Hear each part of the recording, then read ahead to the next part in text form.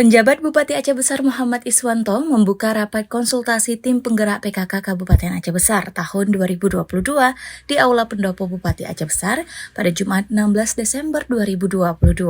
Dalam kesempatan itu, PJ Bupati Iswanto berpesan agar seluruh pengurus harus bisa membangun sinergitas agar 10 program pokok PKK dapat dijalankan dengan baik di Aceh Besar. Lebih lanjut, Iswanto juga mengapresiasi penyelenggaraan rakor tersebut. Menurutnya, acara tersebut menjadi wadah silaturahmi dan juga momen memperkuat hubungan harmonis antar pengurus PKK.